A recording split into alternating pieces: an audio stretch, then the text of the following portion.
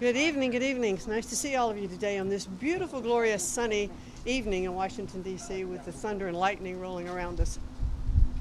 Do you have any comment on the civil rights? Obviously, the Office of Civil Rights has opened budget investigations into anti-Semitism, Title IX violations. What happens to the Office of Civil Rights under this executive order? Will the Office of Civil Rights continue its work investigating schools that violate the law? Well, certainly the executive order did not specify what happens with any of the departments within education. So we are looking at where best those departments could be located. I mean, the Department of Justice already has a civil rights office, and I think that there is an opportunity to discuss with Attorney General Bondi about locating some of our civil rights work there. Do you have a comment on the lawsuit being filed by Randy Weingarten? This is the person who said that she'll only care about students once they start paying union dues. Does she have any standing suing the administration? Well, I've not had any conversation yet with Randy Weingarten. I know about last week, about a week ago, her comment was the president wanted to take education away from children, which clearly is not the case. He wants to improve education for children. He wants to get those dollars, even more dollars, back to the states without the bureaucracy of Washington. So that's our plan, that's our goal.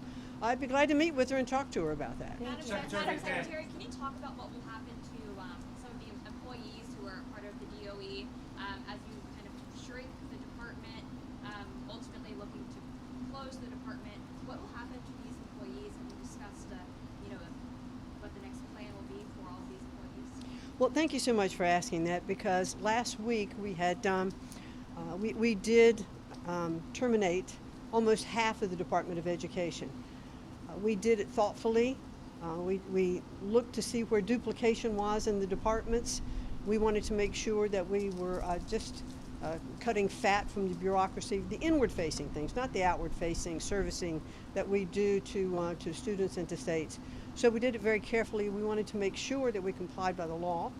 But they had, those that were terminated will get 3 months of full pay and benefits, and after that, under the rules of civil service, they also will get severance package, which is very much more generous than it would be in the private sector. And then also there's a accrued sick leave and unused leave that they will also get paid for. So, you'd like to provide as soft an off-ramp as you can, because after all, it's not easy, and I've done it in the private sector too.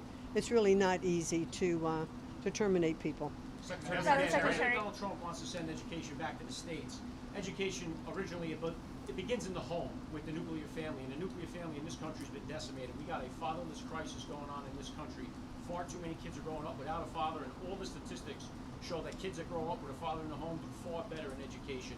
So I think if we can strengthen our nuclear families again in this country, that would really help the Department of Education or the education in this country. Well, unfortunately, I can't do anything about reestablishing the nuclear family. I would hope that we would see more of that happen, because statistics really do support exactly what you've said. Nuclear families are key, and when you have parental involvement in children's education and how they're growing up, we see those results. And a lot of charter schools around the country actually invite parents to come in, and some of them actually require parents to sign a contract that they're going to support their students when they get home. So the more parent involvement we can have, the better it is for children for many of the things that they're doing, not just education. I just spoke with one of the governors who was at the signing of the executive order, and he said he would like to see the money that's coming into the states from the DoE just to come in with no strings attached. How do you view such a request? Well, first of all, you said the DOE. That could be interpreted to be the Department of Energy. Pardon me. So we're the Department of Education. And I think always, governors would always like to see funding without any strings attached. But that is the goal of the president too, is to have as few strings and regulation as possible.